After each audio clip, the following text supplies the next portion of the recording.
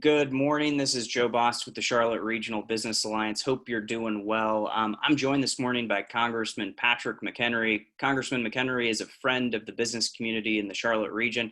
He also happens to be ranking member on the House Financial Services Committee. So we're fortunate to have a few minutes with him this morning to talk about what's been going on in Washington. So Congressman, welcome.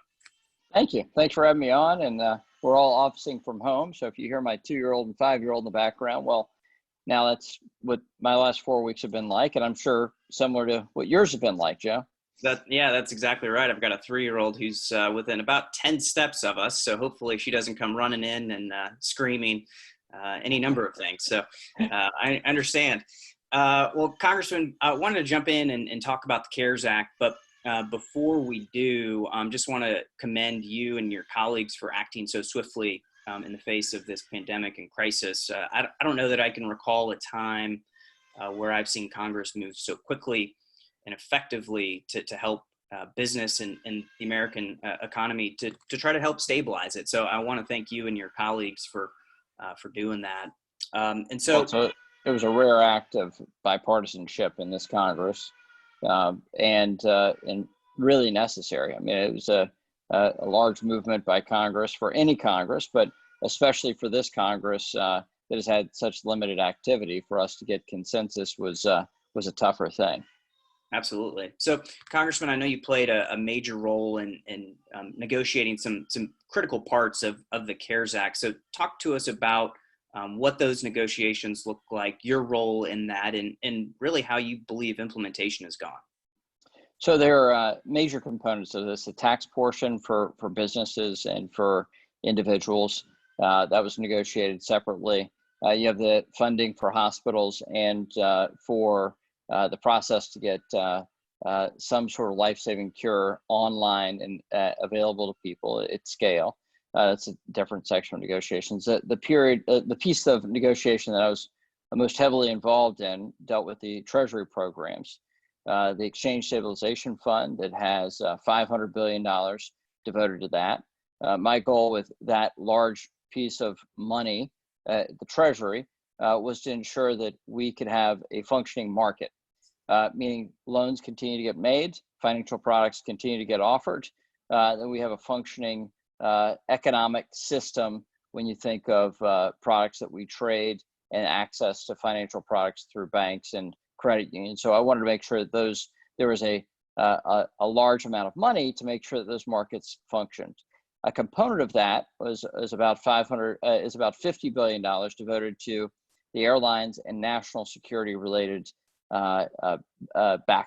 Those can take the form of equity or direct investment and loans to airlines, Boeing, and other sensitive technologies that we want to keep going, and businesses we want to keep available.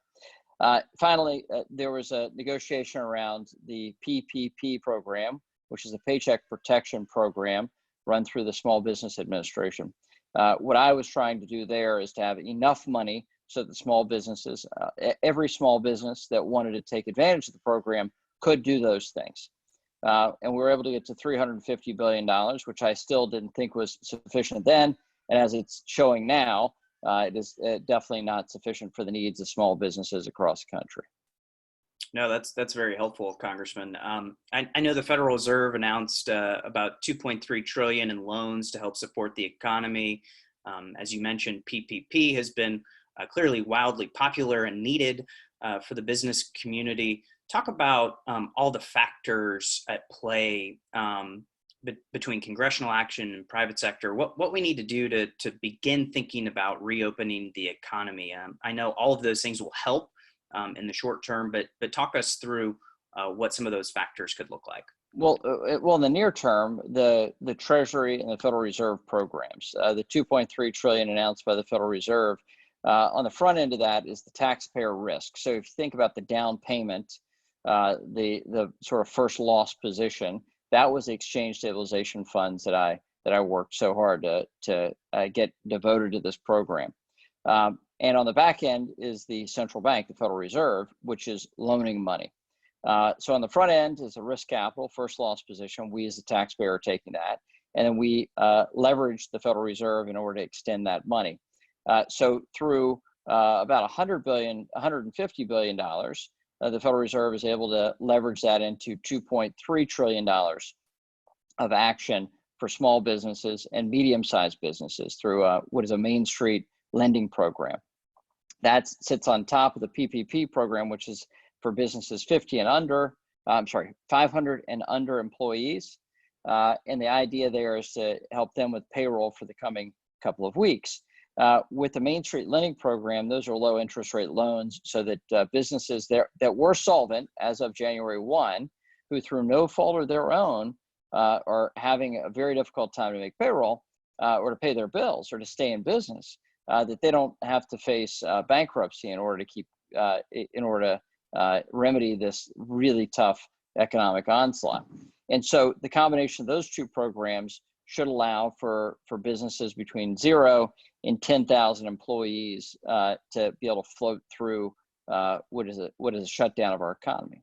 Now, that transitions into your question about how we reopen the economy. Well, I think we have to have a couple of key things that have to happen in order for us to have some semblance of normal economic life. First, we have to see the statistics start coming down. That means fewer infections day over day for a period of a few weeks. And then you have to have testing at massive scale. So anyone who wants a test can get a test, but most importantly, frontline workers. So if you're in healthcare or you're a public safety officer, I think you should have ready and available tests before you start any shift. I think that is the most just and best way to approach this. And then once you get testing at scale for those frontline individuals, then you need to have broad-based testing for those hot zones. So those areas where you have a large number of cases that are continuing to spread. And then in rural areas, I think you're going to see economic life return to some sense of normalcy. That we've had fewer cases in rural America, but we need to make sure that that we're safe to reemerge in economic life. But so the statistics have to show that we're safe to get back. We have to have massive testing, and then we have to have some curative, meaning it doesn't have to be a vaccine because we know that takes more time, but a treatment protocol that the medical professionals readily know how to access.